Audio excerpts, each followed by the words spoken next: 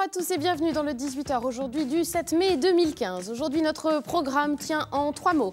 Commémoration, hommage et cinéma. Mais je vais détailler un petit peu quand même. Pour la commémoration, ce sera notre invité à la une qui va nous en parler, Peter Lema du collectif du 10 mai. 10 mai comme la journée de commémoration de l'abolition de l'esclavage. Il y a un programme plutôt dense qui va commencer dès demain à Nantes de commémoration, de rendez-vous où différentes voix vont essayer de se faire entendre. C'est ce dont nous parlerons. Et puis on parlera d'hommage à Jacques Tati et à son film Les Vacances de Monsieur Hulot, qui a été tourné dans notre département, à Saint-Mars-sur-Mer, commune juste à côté de Saint-Nazaire. Et la commune de Saint-Mars-sur-Mer et son association justement Culture et Loisirs va rendre hommage à ce film ce week-end, à partir de demain aussi, avec notamment du beach art, c'est du dessin sur la plage. On en parlera avec nos invités Yves Rio et Jiben. Et en fin d'émission, je vous présenterai Elsa, notre toute nouvelle chroniqueuse cinéma, qui ce soir vous conseille d'aller voir Une femme iranienne de Negar Azarbeijani, voilà, qui sort le 13 mai. C'est le programme de notre émission qui démarre tout de suite après la traditionnelle virgule.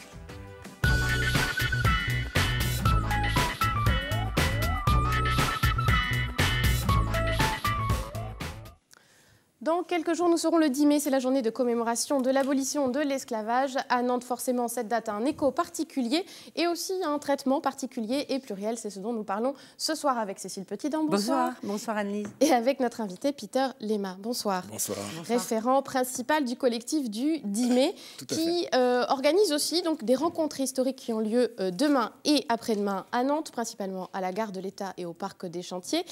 Il y a aussi un programme officiel de la mairie de Nantes avec le point d'orgue qui sera dimanche à 17h au mémorial de l'abolition de l'esclavage avec un jeté de fleurs, des discours officiels et la présence aussi d'Angela Davis. Vous avez voulu parler de quoi avec ces rencontres historiques? C'est quoi, votre façon à vous de commémorer l'abolition de l'esclavage avec, donc, comme je le disais, le collectif que vous représentez et également d'autres associations? Alors nous ne sommes pas simplement sur une commémoration de l'abolition de l'esclavage, pour être bien précis. Le 10 mai, c'est la journée des mémoires de la traite négrière, de l'esclavage et de leurs abolitions. L'appellation du 10 mai qui arrive en 2006 déjà. Et qu'est-ce que nous avons voulu faire? Nous avons voulu compléter un programme qui a des carences. Et ce n'est pas la première fois, ça fait plus de 4 ans qu'il y a des choix qui sont faits, des choix qui sont faits, et nous, on ne s'inscrit pas particulièrement dans certains choix. Voilà. Et peut-être qu'avant de détailler les carences, quel est le fil rouge et le point commun? C'est la mémoire, c'est de transmettre et de mobiliser les gens autour de cette histoire-là pour que chacun se souvienne et au moins une fois dans l'année s'en souvienne un peu. Oui, mais tout à fait. Je pense qu'il faut d'une part partir de ces commémorations, mais ces commémorations doivent nous permettre en même temps de questionner justement l'histoire, ce que ça a été, et de nous interroger sur nos conditions actuelles. Donc, en fait, nous, on ne fait pas une coupure entre cette abolition, qui n'est pas une abolition pour l'Afrique, aujourd'hui, qui est pillée encore. Nous ne sommes pas inscrits uniquement sur une abolition symbolique. Nous voulons aller vers des luttes actuelles pour qu'il y ait un rééquilibrage dans le monde, pour que dans les Caraïbes, par exemple, il n'y ait pas un groupe de personnes qui, parce que béquets, parce que descendants des lignées de ceux qui ont commis les crimes, puissent posséder toutes les terres et toutes les richesses. Donc nous sommes dans un travail qui n'est pas simplement un travail où on va pleurer, comme ça a été dit il y a quelques fois, lorsque nous faisions cette marche des esclaves, qui va d'ailleurs se passer au mois d'août prochain. On va revoir des images d'archives d'ailleurs, des marches qui ont... Parce qu'il y a déjà eu la marche des esclaves à Nantes. C'était aussi votre façon à vous de marquer cette date. Et puis de marquer les esprits. Cette marche, elle a un côté... elle interpelle fort. C'est une action, en fait, qui... comme je le disais tout à l'heure, c'est une complémentarité en plus. Dans des conférences que nous organisons, par exemple, on voit qu'il n'y a pas suffisamment de jeunes. Ils vont se fatiguer. Et on a quand même des philosophes très, très, très brillants comme Luis Salamolins qui viennent, Rosa Melia et tout ça.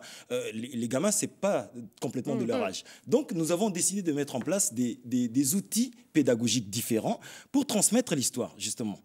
En gros, si je comprends bien, vous êtes encore en lutte. C'est-à-dire qu'aujourd'hui, votre mobilisation, votre combat, il est fait de revendications, vous le disiez, sur des situations actuelles.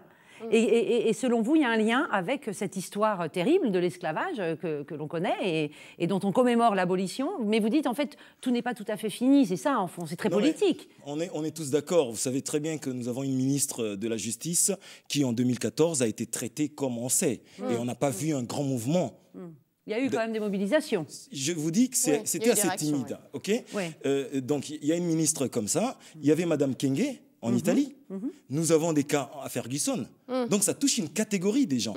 Et donc, cette année, 2015... C'est au-delà, vous interrogez sur le racisme, en fait. Voilà, le racisme anti-noir. Mais bien sûr, tout est complètement lié. Et je veux dire, on ne parle pas du racisme à papa. Celui qui doit dire sale négro et tout ça, qu'est-ce qu'on en a à foutre? C'est quelqu'un qui est nourri de préjugés.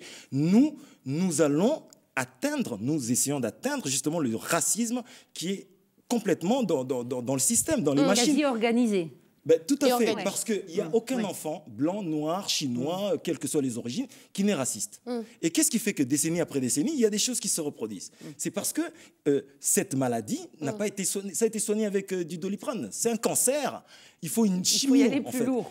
Il faut aller plus lourd. Et à Nantes, justement, nous ne sommes pas en opposition avec la ville de Nantes. Il faut que ça soit clair. Oui, parce que vous admettez qu'il y a quand même des choses qui ont été faites à Nantes qui ne sont pas faites dans d'autres villes de France ou d'ailleurs. Justement, avec ce fameux mémorial de l'abolition de l'esclavage, c'est quand même une avancée. Une avancée, même s'il y a des nuances. Vous savez très bien, quand on célèbre une section de la mémoire avec uniquement les abolitions, ben, l'abolition de quoi? Où est le crime? Il n'y a pas de panneau marquant disons que la France esclavagiste est là. Nous avons une passerelle Schœlcher, voilà, l'abolition. Nous avons... Sur le mémorial, en surface, il y a quand même des chiffres, il y a du concret avec tel bateau est parti de Nantes. C'est pourquoi, voilà, j'aimerais bien qu'il n'y ait pas trop d'ambiguïté là-dessus, parce que la démarche, elle est bonne. Il n'y a pas de problème à ce niveau. Vous l'avez très bien dit, c'est complémentaire tout ça. Oui, mais madame... Vous pensiez que ça ne suffisait pas? La démarche n'a pas été portée par l'État français. Monsieur Sarkozy était au pouvoir. Oui. Est-ce que la France a financé le mémorial? Non.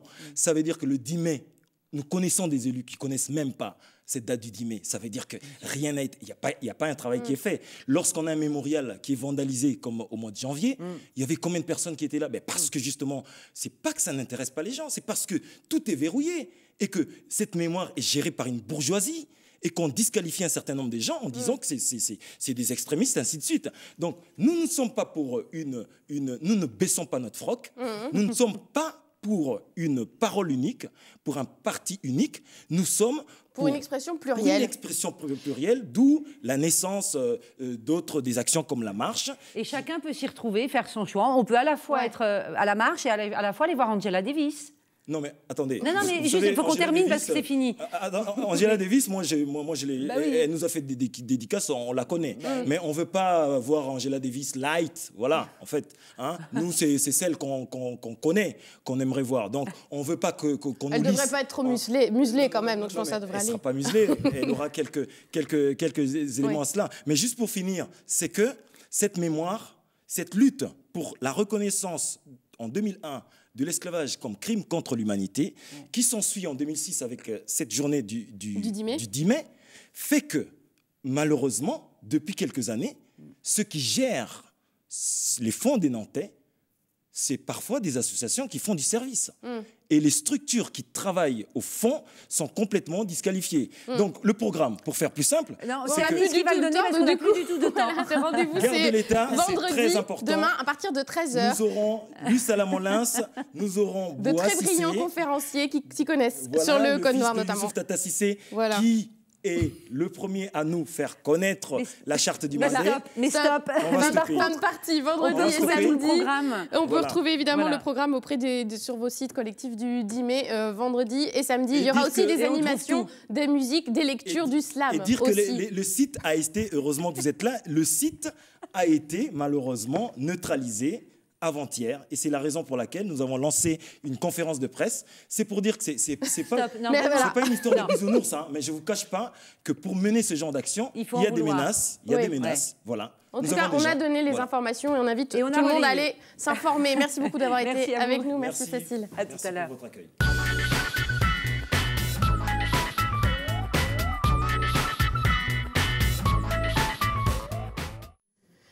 Et tout de suite, nous allons partir vers Saint-Mars-sur-Mer grâce à nos invités, où l'ombre de Monsieur Hulot et de Jacques Tati va planer pendant plusieurs jours sur la ville, avec des animations comme le Beach Art, on va vous expliquer ce que c'est, des rencontres dédicaces aussi avec David Merveille, un illustrateur belge très inspiré par Jacques Tati. Et on en parle tout de suite avec nos invités, on change complètement d'ambiance ce soir. Bonsoir Yves Riot. Merci d'être avec nous, vous êtes le président de l'association Culture Loisirs de Saint-Mars-sur-Mer qui organise les événements des jours à venir. Et vous venez avec Jiben, qui est un artiste qui fait du beach art. C'est du dessin sur la plage, on va y revenir. Vous êtes originaire de La Rochelle, c'est ça, et de passage pour cet événement. Je le disais, Saint-Mars-sur-Mer, dans la mémoire des gens, est associé à ce film de Jacques Tati, Les vacances de Monsieur Hulot, qui est sorti en 1953. On voit l'affiche. C'est une aubaine pour une asso comme la vôtre, j'imagine, de pouvoir organiser des événements autour de ce film qui est populaire, qui réveille la nostalgie chez les gens. Vous en faites souvent, en fait, des animations autour de ce film, évidemment. Oui, tout à fait. Mais la mémoire, il faut que ça s'entretienne.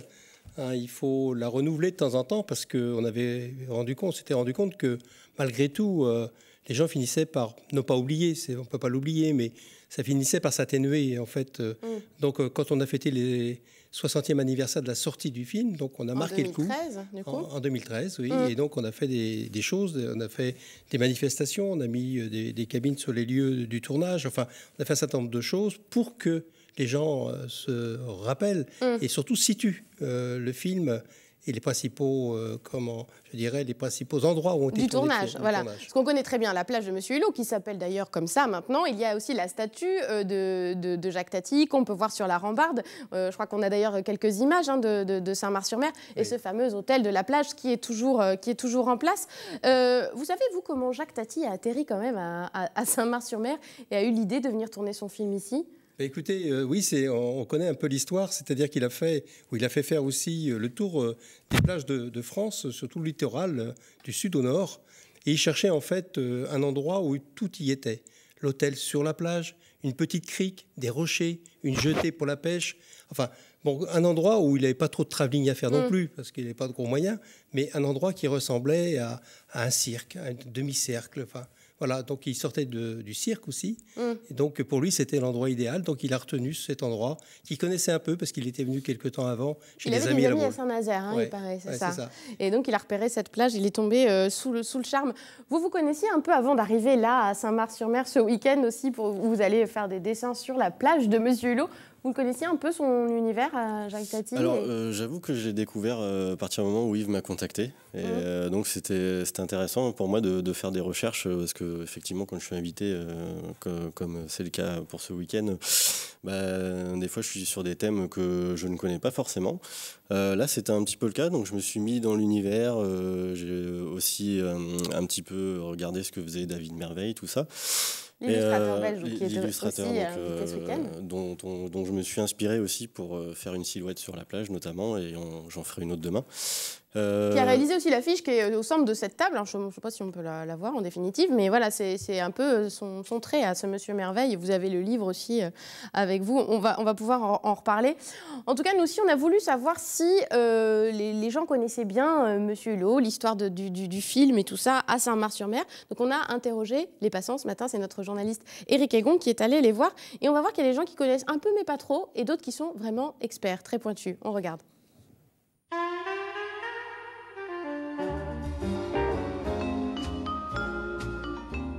Ici, je pense que c'est la plage de Monsieur Hulot, je crois pas me tromper. Monsieur Hulot, le film, je vais vous dire, je ne l'ai jamais vu d'ailleurs. Non, moi j'ai découvert Monsieur Hulot quand on a commencé à venir ici. Je connais plus Monsieur Hulot en statue, là. Plus la plage, que le film. Je les ai vus enfants, oui, et puis je les ai revus quelques fois avec mes enfants. Ça n'a pas vieilli? Ah si, un petit peu, mais ça reste drôle. J'ai tourné dans les vacances de Monsieur Hulot, comme figurant, comme beaucoup d'enfants de Saint-Mars à cette époque-là, en 51, en été. On vous voit dans le film? On me voit à la fin, oui, un tout petit peu, 2 secondes d'éternité.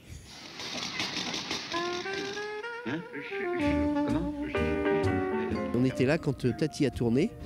Et mon père l'a filmé. Moi, toutes les scènes, celle du cimetière me fait beaucoup rire, par exemple. Là aussi, quand il descend la rue avec son taco. Il y a plein de choses. Les coquillages aussi, avec les gens qui ramassent les coquillages.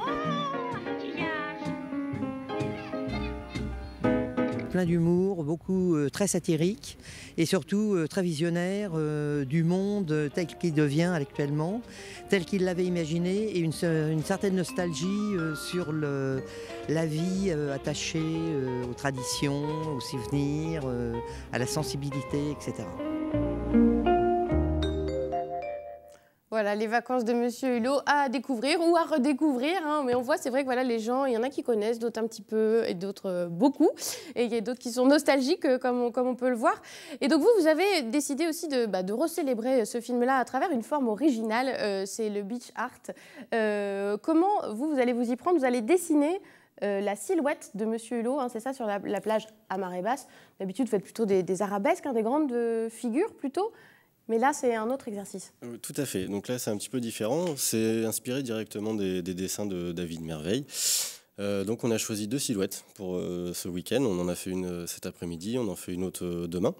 Demain matin, rendez-vous à 10h, hein, c'est ça, oui, alors la journée se passe en 2 parties. En fait, à 10h, on fait un petit atelier avec les gens qui seront sur place et qui voudront participer. Là, c'est une découverte un peu du beach art et de la façon dont je travaille. C'est ce qui avait lieu ce matin. Alors justement, on a aussi des images. C'est ça, c'était des enfants aussi, beaucoup, hein, ce matin, qui ont essayé votre technique de beach art qui consiste à traîner un râteau dans le sable. Voilà, tout simplement. En fait. L'idée, en fait, c'est de dessiner directement sur la plage avec un râteau. Donc, à marée basse, de préférence. Donc, c'est un art éphémère, en fait. Hein, c'est le sable mouillé qui permet d'avoir ce contraste sur le résultat final.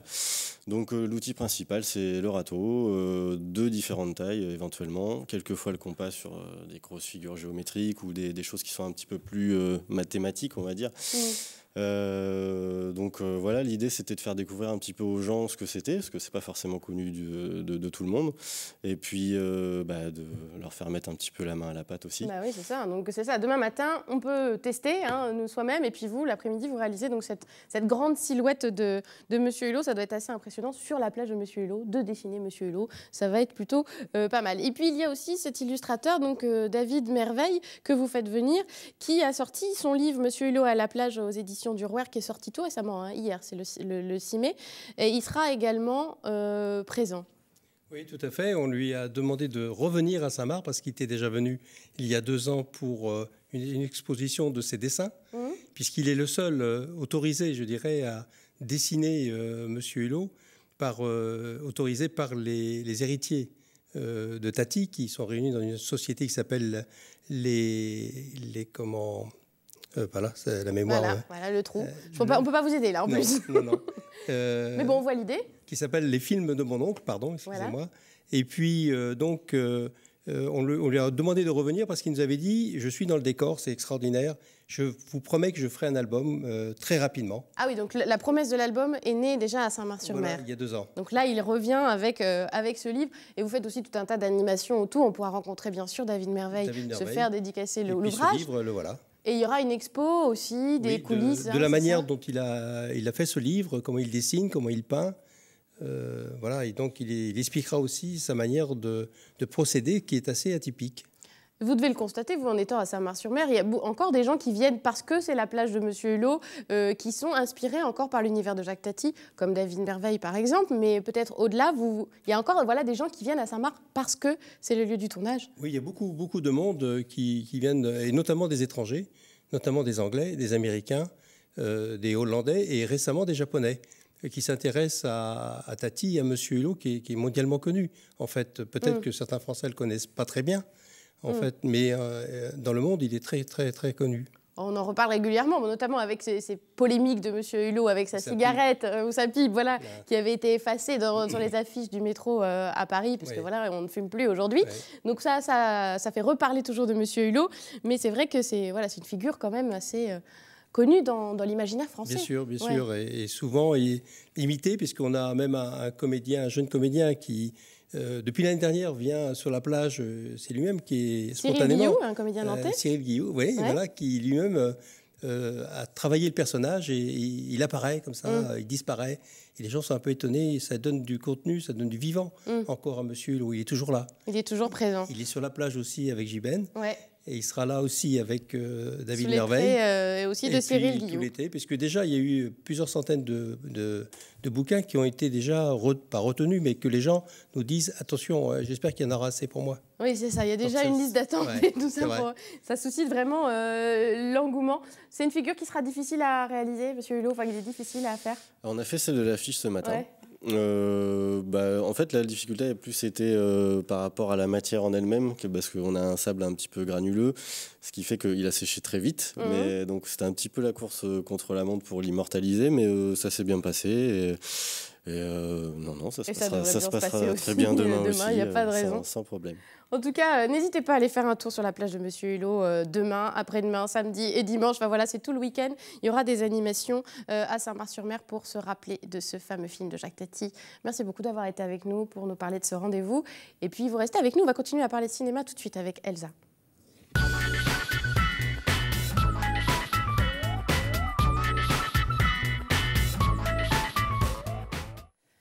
Elsa Gamblin, notre chroniqueuse cinéma qui fait son baptême ce soir. Bonsoir Elsa. Bonsoir. Une cinéphile avertie qui sévit parfois sur les ondes de Prune, notamment. Parfois souvent même. Parfois souvent. Et qui ce soir relève un défi parce que c'est votre grande première et vous avez choisi un film iranien. Et là on se dit tout le monde se carapate, mais non. Mais non, restez. Surtout pas, d'autant plus que le cinéma iranien, on le voit depuis quelques temps, depuis très longtemps maintenant, c'est quand même un cinéma plein de vitalité, extrêmement vivant, malgré les nombreuses interdictions qu'il y a qui sont longues comme mon avant-bras, de ne pas filmer un homme et une femme par exemple tout seuls ensemble, etc. etc. Ça continue à tourner beaucoup en Iran. On l'a vu dernièrement avec le film de Jafar Panahi, Taxi Téhéran, qui a eu l'Ours d'Or à la Berlinale. Et qui fonctionne pas mal, et qui cartonne, au box-office pas mal du tout, même qui a été tourné totalement vraiment à l'insu des autorités iraniennes, dans un taxi. Et moi, je vous parle d'un film ce soir qui s'appelle Une femme iranienne, qui est en partie aussi tourné dans un taxi. Ben oui, c'est la mode. Voilà, à croire que les taxis de Téhéran, c'est un peu le reflet de la société iranienne, je ne sais pas. En tout cas, voilà. Le titre original... Qui sort le 13 mai. Qui sort le 13, parce que moi, je l'ai vu en avant-première, hier au 14A. Avec la réalisatrice et la productrice qui sont venues spécialement d'Iran pour présenter ce film. Film qui à l'origine s'appelait Facing Mirrors. On a l'habitude en France de changer les titres. Voilà, une femme iranienne, une séparation, c'est pour rappeler un peu tout ça. Voilà, donc on ne se fie pas au titre. Dans le même schéma, l'article indéfini, tout ça. On ne se fie pas au titre qui est pas formidable. On ne se fie pas à l'affiche qui est pas géniale non plus. On a déjà vu ça 30 000 fois. Voilà, on se fie d'abord à ce que je vais dire maintenant. En toute humilité. En toute humilité. Et aux critiques qui sont excellentes parce que c'est un film qui date de 2011, qui sort en salle que maintenant, et qui est passé avant dans plusieurs festivals LGBT de cinéma. Lesbien, bi, gay, trans. Exactement. Qui a eu le grand prix, si je ne vous dis pas de bêtises, à un grand festival LGBT qui s'appelle Chéri Chéri. Et puis qui était le film de clôture de notre festival LGBT à nous, nantais, Ciné Pride. Il y a 2 ans. Voilà. Ciné Pride, on en profite au passage pour dire qu'il revient du 27 mai au 2 juin. Voilà, c'est aussi d'actualité, tout à fait. Et donc ça parle de quoi quand même, cette histoire de femmes iraniennes en dehors du taxi? Oui, finalement, pourquoi il est passé dans les festivals LGBT? Parce qu'il aborde un sujet qui est un peu tabou, alors dans le cinéma iranien, mais j'ai envie de dire dans beaucoup finalement de cinéma. Il aborde le sujet de la transsexualité, qui n'est pas un thème facile, qui est un thème un peu casse-gueule. Et on a envie de dire, en plus en Iran, c'est quand même, on doit se dire, c'est osé. Vraiment très osé, quoi. Donc on va suivre, très rapidement, on va suivre Rana, qui est donc notre chauffeur de taxi. Actuellement au téléphone avec son mari, à l'image, voilà. Oui, c'est ça. Et du coup, elle est chauffeur de taxi, ce qui est déjà en Iran... Une petite révolution. Elle n'a pas trop le choix, elle le fait pour payer les dettes de son mari qui est en prison. Et va monter dans son taxi une jeune femme qui s'appelle Adine et qui se fait appeler Eddie. Et une espèce d'amitié un peu étrange va commencer à se nouer entre elles. Et puis Rana va comprendre que Eddie veut en fait fuir le pays pour une opération. En fait, elle veut devenir un homme. Ce que Rana, au début, va avoir un peu de mal à accepter, du mal à comprendre, en tout cas, voilà. Et cette histoire d'amitié, la réalisatrice va la filmer avec une douceur, mais vraiment, et une sincérité, tout en posant des questions sociétales de fond. Vraiment, il y a la condition de la femme avec Rana, et il y a la condition du transsexualisme, du transgenre en Iran, qui est vraiment posée. Alors, ce qui est très étonnant, on en profite pour faire un petit cours d'histoire, parce que j'étais très contente d'apprendre tout ça hier, c'est que, étonnamment, en Iran, cette opération est autorisée.